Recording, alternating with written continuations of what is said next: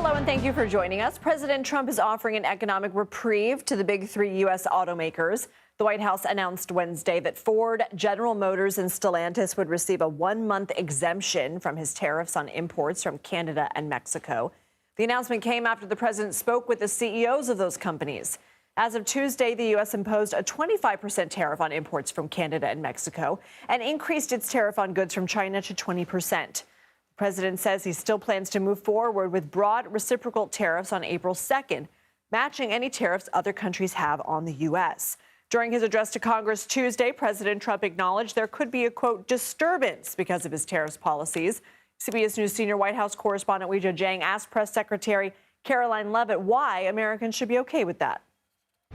The American people elected this president to have monumental reform and change, including rebuilding our manufacturing base in this country, standing up to foreign nations who have been ripping off our country for decades. And that requires a little bit of disruption. That requires a lot of effort and work that this president is focused on doing. Finn Gomez joins us now. He's the CBS News Executive Director for White House and Politics coverage. So, Finn, what is behind this decision to exempt the big three automakers from tariffs? And also, what impact do we think that's going to have on tariffs in general and his policy? Yeah, right, Lindsay. I mean, it all started from that call with the CEOs from these big three automakers, as you mentioned, General Motors, Ford, and Stellantis. And they told the president essentially that these tariffs would cause a disadvantage between them and their cohorts from Europe and Japanese automakers. And so, as Caroline Leavitt, the White House press secretary, said earlier today, the carve-out was implemented so they are not at an economic disadvantage. But as you said, Lindsay, she reiterated that these reciprocal tariffs on goods from nations that place fees on U.S. exports will still go into effect on April 2nd. That's less than a month, Lindsay. So we do believe that this is also just a unique carve-out specific to this request, at least at this point in time. Lindsay. And we're going to be talking with Kelly O'Grady in a minute about what President Trump wants from the automakers. But you said this is a unique carve-out. Does that mean that there could be other unique carve-outs? Well, that's really interesting. The vice president today, he was touring the southern border.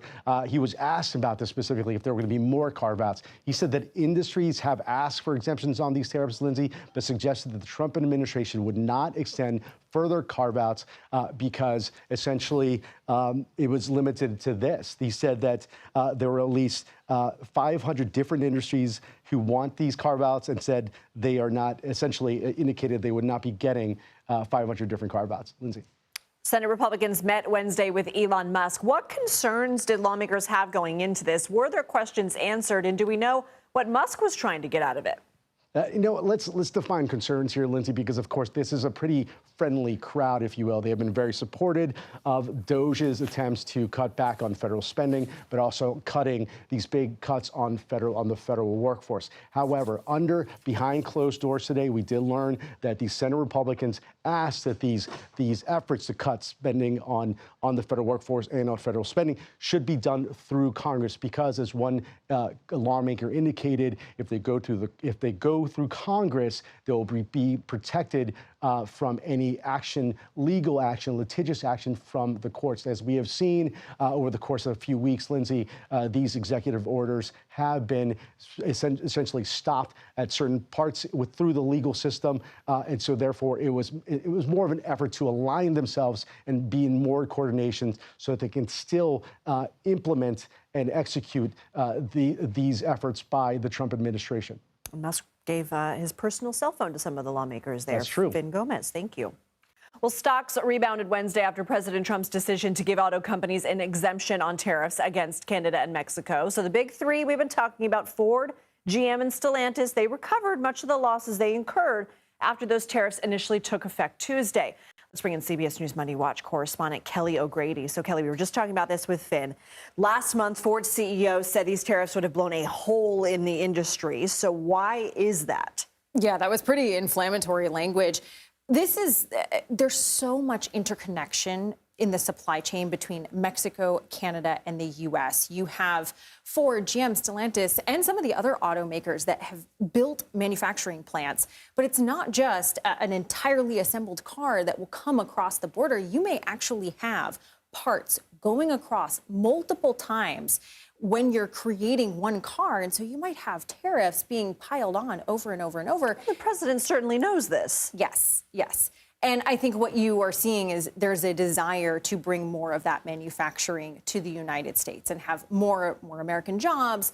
But what is interesting is these companies invested in plants in these two countries going back to when the USMCA trade agreement, which replaced NAFTA, was signed under the first Trump administration. So a lot of these companies are saying, well, look, we're abiding by that trade agreement, and that's why we invested in these two neighboring countries. And so you mentioned U.S. manufacturing. The White House is essentially giving these automakers a month to move manufacturing and shift production to the U.S.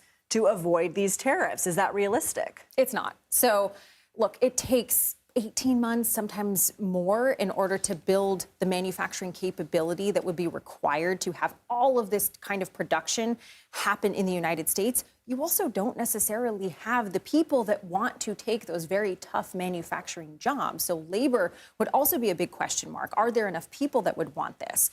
What I do think will be interesting is if these companies make commitments and say to the White House, look, we are making, these investments. We are planning over the next 18 months. Do you see these carve-outs So that maybe extend? the administration won't have to see a shovel hit the ground, but some kind of assurances that, look, we're going to put these into motion to stave off these tariffs. So what is Wall Street making of this, and why is that important? Why should people at home care?